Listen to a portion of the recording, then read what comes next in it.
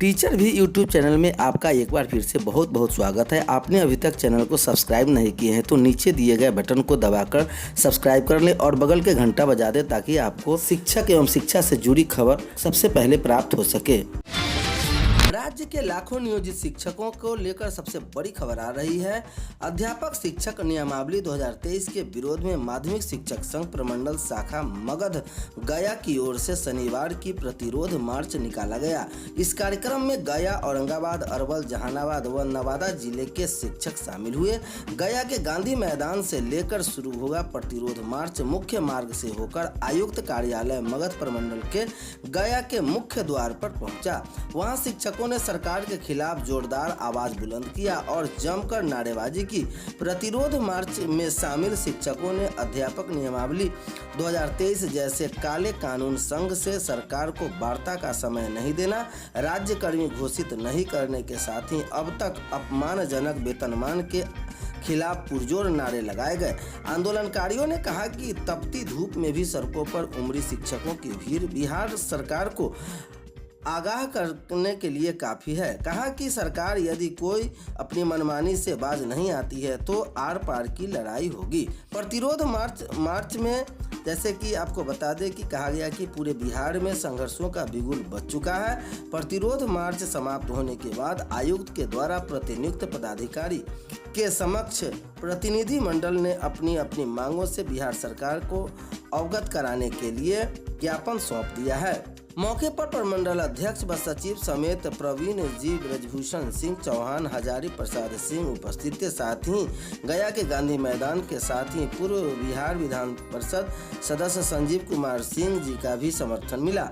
बताया जा रहा है कि अब राज्य संघ के द्वारा घोषित पूरे राज्य में सत्याग्रह धरना कार्यक्रम जिले मुख्यालय के 22 मई से अनवरत प्रारंभ कर दी जाएगी। शिक्षकों की प्रोन्नति जल्द होगी। राजभवन से एडवाइस प्रोग्राम स्कीम के अधिनियम के दी गई स्वीकृति शैक्षणिक एवं शोध मानकों के आधार पर मूल्यांकन अनिवार्य होगा। बिहार के विश्वविद्यालयों और अंगीभूत विद्यालय में प्रोन्नति की प्रतीक्षा कर रहे शिक्षकों के लिए यह अच्छी खबर है। राजभवन सचिवालय ने शिक्षा विभाग के कैरियर एडवांसमेंट प्रमोशन स्कीम संबंधित परिनियम को स्वीकृति दे दी है। परिनियम के तहत शिक्षकों को प्रोन्नति की सुविधा देने के लिए कई शैक्षणिक एवं शोध मानकों के आधार पर उनका मूल्यांकन किया जाएगा। मूल्यांकन के बाद अर्हता प्राप्त होने की स्थिति में ही शिक्षकों को प्रोन्नति दी जाएगी।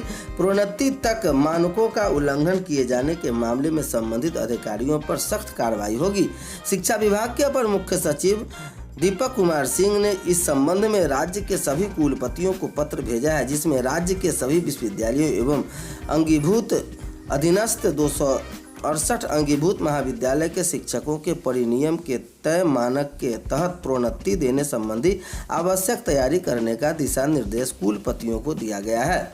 एसोसिएट प्रोफेसर के लिए शर्त: एसोसिएट प्रोफेसर बनने के लिए किसी भी सहायक प्राध्यापक का सेवा काल 3 वर्ष अनिवार्य किया गया है। साथ ही संबंधित विषय में पीएचडी कम से कम 7 शोध पत्र और यूजीसी से सूचीबद्ध जर्नल में कम से कम 3 शोध पत्र प्रकाशित होना आवश्यक है।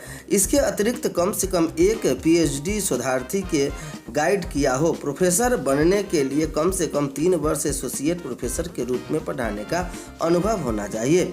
विश्वविद्यालय में प्राचार्य की नियुक्ति को भी परिनियम: राज्य के विश्वविद्यालयों में प्राचार्य प्रोफेसर और एसोसिएट प्रोफेसर की सीधी भर्ती के लिए भी परिनियम बनाया गया है। 3 पदों पर नियुक्तियां यूजीसी के नियम के मुताबिक होगी। परिनियम में प्राचार्य को नियुक्ति 5 साल के लिए होगी। अच्छे प्रदर्शन पर प्राचार्य का कार्यकाल और 5 साल बढ़ेगा। प्राचार्य नियुक्ति में 2 शर्त है: स्नातक कक्षाएं लेने वाले सहायक शिक्षक का अनुभव 15 साल और स्नातकोत्तर कक्षाएं लेने वाले सहायक शिक्षकों का न्यूनतम 12 साल रखा गया है और साक्षात्कार के अंक में भी शामिल किए गए हैं। इन विश्वविद्यालयों में होगी लागू: पटना विश्वविद्यालय, पाटलिपुत्र विश्वविद्यालय, मौलाना मजरूल हक अरबी एवं फारसी विश्वविद्यालय, मगध विश्वविद्यालय, वीर कुंवर सिंह विश्वविद्यालय, जयप्रकाश विश्वविद्यालय, BRA अम्बेडकर बिहार विश्वविद्यालय, तिलका मांझी भागलपुर विश्वविद्यालय, मुंगेर विश्वविद्यालय, पूर्णिया विश्वविद्यालय, BN मंडल विश्वविद्यालय, कामेश्वर सिंह दरभंगा संस्कृत विश्वविद्यालय, ललित नारायण मिथिला विश्वविद्यालय। U-7,756 शिक्षक शक के घेरे में। क्या है U-? Unified district information system for education यानी शिक्षा के लिए एकीकृत शिक्षा सूचना प्रणाली का संक्षिप्त रूप यूडैश है। इसी आंकड़ा के आधार पर शिक्षा बजट बनाया जाता है। यह भी देखा जाता है कि स्कूलों में किस वर्ग के छात्र कितने हैं, इन्हें किन संरचनाओं अथवा विधाओं की विशेष आवश्यकता होती है।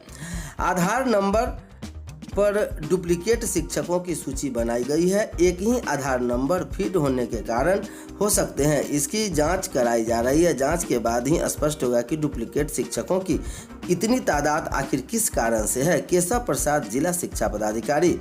खबर बिहार शरीफ से आ रही है, जहां यूडैश की समीक्षा के क्रम में शिक्षा विभाग के नित्य नए आंकड़े मिल रहे हैं। इसी क्रम में शनिवार को चौंकाने वाले तथ्य सामने आए हैं।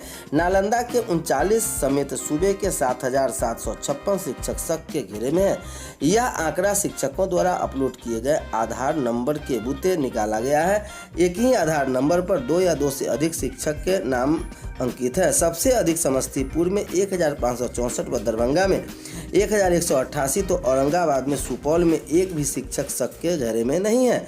शिक्षा विभाग ने 36 जिलों के डीईओ को भेजी सूची। कहा गया कि वे फिर से मिलान कर ले, लेकिन विभागीय आधिकारिक सूत्रों की माने तो गलत डाटा एंट्री व तबादले के बाद भी पहले कानून के नाम पर हटना और अगर नहीं हुआ तो फर्जीवाड़ा की आशंका प्रबल हो जाती है। हालांकि स्पष्ट रूप से अभी कुछ नहीं कहा जा सकता है। नालंदा के 39 नालंदा शिक्षा विभाग की माने तो पहले चरण में नालंदा में ऐसे शिक्षकों की संख्या 150 थी। इसके बाद संबंधित स्कूलों को विवरणी जांच कर डाटा में सुधार करने को कहा गया। भूलवश गलत एंट्री हो जाने के कारण 111 शिक्षक ने अपना आधार नंबर बदलवाया, लेकिन कई बार आग्रह के बाद भी 39 शिक्षकों ने सुधार के लिए न तो आवेदन दिया और न ही अपलोड डाटा में खुद से सुधार की पहल की। ऐसे में उनके फर्जी होने की आशंका नजर आ रही है। फर्जीवाड़ा पकड़े जाने का भय सूबे में महज 9.82% यानी 26,88,770 छात्रों की विवरणी है ऑनलाइन की जा सकती है। विभागीय सूत्रों की माने तो नामांकन में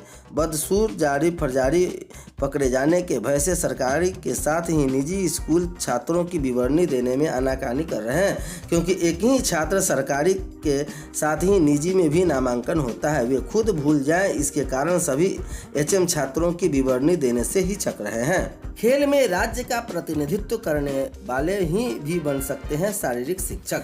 खबर मुजफ्फरपुर से आ रही है, जहां खेल कूद में बीवी और राज्य के प्रतिनिधित्व करने वाले स्नातक भी अब शारीरिक शिक्षक बन सकते हैं।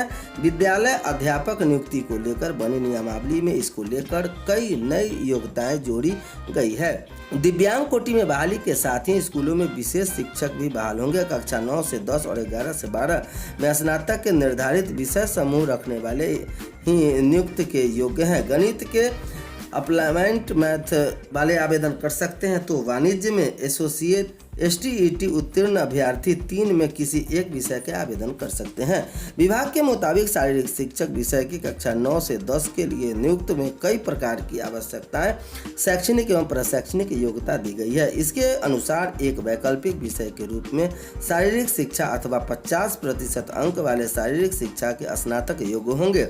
साथ ही स्नातक में 45% तथा राष्ट्रीय, राज्य या अंतर बीबी खेल के एथलेटिक्स में सहभागिता वाले आवेदन करेंगे। ऐसे स्नातक जिन्होंने खेल में स्कूल स्तर से भाग लिया हो या NCC का भी प्रमाण पत्र पास हो, वे योग्य होंगे। इन विषयों के समूह वाले कर सकेंगे आवेदन।